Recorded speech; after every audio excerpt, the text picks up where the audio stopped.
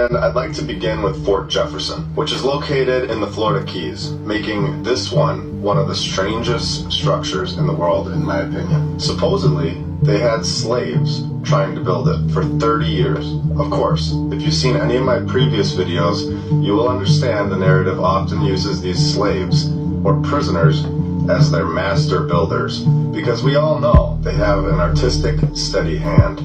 So 16 million bricks later, in 1876, they said, we're all done building it, and just left it unfinished, which is obviously the most logical thing to do, and just a brilliant idea. Even unfinished, it remains the largest masonry structure in the Western Hemisphere. Of course, this was found, and this story is completely fabricated, which is exactly why they had to turn this into a prison. Now that we have that story all laid out, let's begin to ask some basic, open-minded questions. Who decides that this is a good spot for the largest masonry structure in the Western Hemisphere, without any fresh drinking water, in the middle of the Gulf of Mexico? Literally. Is this logistically possible in this time period, to ship 16 million bricks onto this little piece of land? What is going on here? It's clear that the land was formed perfectly. Which company in the 1800s were in the business of land creation in the ocean? This is all the way at the end of the Keys as well. The story simply doesn't make any sense if you ask me. Just hire a bunch of slaves and prisoners. They'll get the job done. Don't even worry about it. They know exactly what they're doing. Now here's a map of all the star forts in the USA alone. Even the Statue of Liberty sits on top of one. I personally find it odd how these major cities just pop up all over the place. What makes a place so perfect that a major city develops, especially in the middle of the desert? Let's look at Las Vegas as an example, and go slightly northeast, and we will find the remains of what was once a star fort. Clearly, this star fort was hit by an extreme event, leaving just a pattern on the ground. Not only is there a star fort, but there is also some sort of monument right next to it. This was built in 1856, so we have a lie right off the bat. Let's continue. The story is absolutely ridiculous. It was the headquarters for a cavalry in the 1870s, and that was it? How exactly is it worn down like it was built 2,000 years ago? Was there a fire? No. Was there a war? No. Nothing? Really? Just naturally looks like this. This was clearly hit by a direct energy weapon, in my opinion. It's completely destroyed and isn't even close to its original form from only 150 years ago. Let's compare this to something else built in the 1870s and show that this is a total lie. Or we could just show something built supposedly 400 years ago. Even better. This is St. Peter's Basilica in Rome. Looks good to me. No rust, nothing. Do you guys see any signs of weathering here? Let's go over this little island in the middle of the ocean and take a look at this very real and believable story. This star fort was built, but not up to their standards. So in 1672, Cornelius Spielmann ordered an engineer to redesign the fort into a magnificent castle. This project would turn into a lengthy, hard-fought build. It would take hundreds of years to...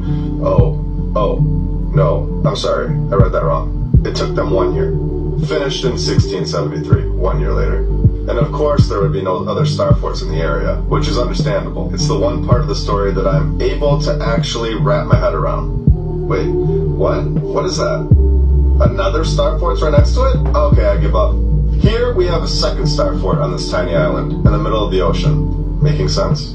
Built by the Portuguese in 1529, of course. Its purpose was supposedly to control the trade in nutmeg. Their admiral was attacked and killed, of course, to give this Wikipedia page anything at all to write on. Otherwise, the page would have been basically blank, as they have no idea where this really came from or don't want us knowing the true story. Now, let's take a look at some cities that are in the form of a star fort, because this is normal and easy to design major cities into star formations hundreds of years ago. Simple. Let's go all the way to Palmanova, Italy together and take a look at what they have to say for themselves. Okay, right off the bat, this city was created in 1593, mapped out to perfection for an aerial masterpiece. What is the point of giving us the sky view, since the plane wasn't invented for hundreds of years later? Oh, they used the latest and greatest military innovations to develop this design for their city. The types of guns that were being used look like this during this time period.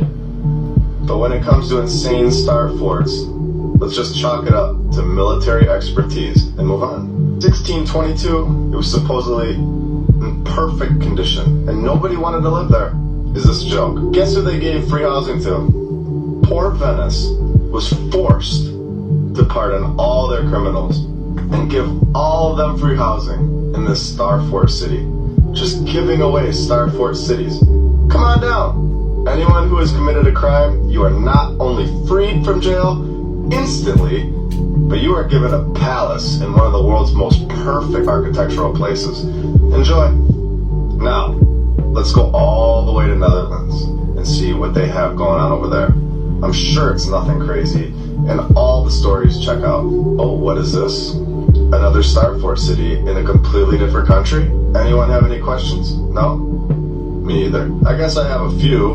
Like, what is going on in 1593 that they knew how to create something like this? The star is literally perfect, not even off by an inch, and it is filled in with water.